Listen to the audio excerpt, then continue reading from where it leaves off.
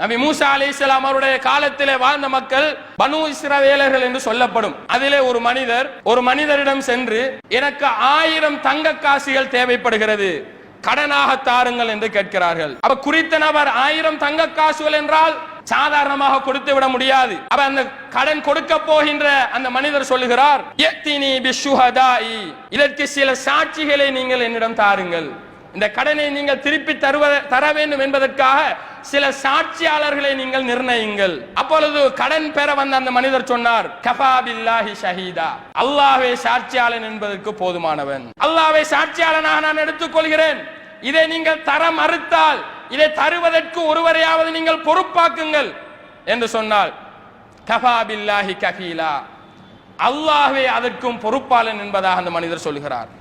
அவரிடம் இருந்த ஆழமான நம்பிக்கை அது. அல்லாஹ் மீது நான் தவக்குல் வைக்கிறேன், இந்த கடனை மீண்டும் அல்லாஹு தஆலா உங்களுக்கு என் மூலமாக தர வைப்பான் என்கின்ற ஆழமான நம்பிக்கை. இப்பொழுது அந்த 1000 தங்க காசுகளையும் எடுத்துக்கொண்டு கடல் தாண்டி பயணிக்கிறார். குறித்த நாள் வந்து விட்டது. மீண்டும் அடுத்த கரைக்கு வருவதற்கு அங்கே தோணிகள் படகுகள் கிடைக்கவில்லை. பார்க்கிறார், நாம் வாக்களித்து விட்டோம், அல்லாஹ்வை சாட்சியாளனாக ஆக்கியிருக்கிறோம், அல்லாஹ்வை பொறுப்பாளனாக ஆக்கியிருக்கிறோம், குறித்த நேரத்தில் இந்த கடனை நாம் திருப்பி கொடுக்க வேண்டுமே என்று நினைத்துக் கொண்டிருக்கையில் ஒரு மர குற்றி ஒன்று அங்கே வருகிறது கடலிலே.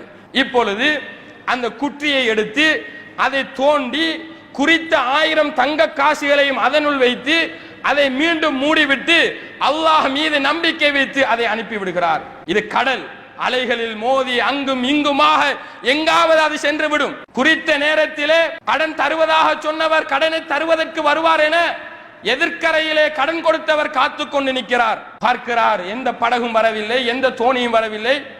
ஆனால் ஒரு மரக்குட்டி வருகிறது. சுப்ஹானல்லாஹ். இப்பொழுது பார்க்கிறார், வந்ததற்காக கொள்ளிக்காகவாவது அது உதவுமே என்று நினைத்து அதை எடுத்துக்கொண்டு வீட்டுக்கு செல்கிறார்.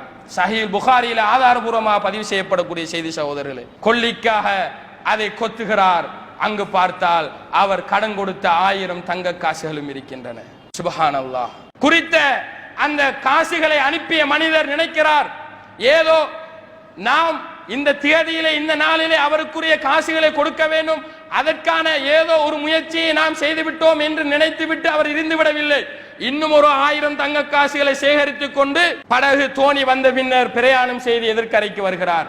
அங்கே கடன் கொடுத்தவரை சந்திக்கிறார். அப்பொழுது கடன் கொடுத்த மனிதர் கேட்கிறார், நீங்கள் யாரிடமாவது கடனை கொடுத்து அனுப்பினீர்களா? இல்லை, நான் யாரிடமும் கடனை கொடுத்து அனுப்பவில்லை. நீங்கள் கடனை பெற்றுக் கொண்டீர்களா என்று இவர் கேட்டார்.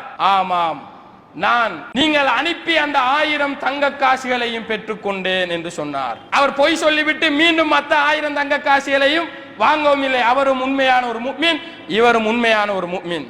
அன்பிற்குரிய இஸ்லாமிய சகோதரர்களே, இது நபி கிடையாது, சஹாபாக்கள் கிடையாது, சாலிஹான 2 மனிதர்கள் அல்லாஹ் மீது வைத்த உறுதியான நம்பிக்கை அந்த 1000 தங்க காசுகளையும் குறித்த நபரிடமே கொண்டு வந்து சேர்த்தான் ரப்புல் ஆலமீன் என்றால், அன்பிற்குரிய இஸ்லாமிய சகோதரர்களே, அல்லாஹு தஆலாவின் நல்லடியார்களே, எப்படியான ஆச்சரியமான ஒரு நிகழ்வு இது! உறுதியான தவக்கலுக்கு கிடைத்த பரிசு உறவுகளே.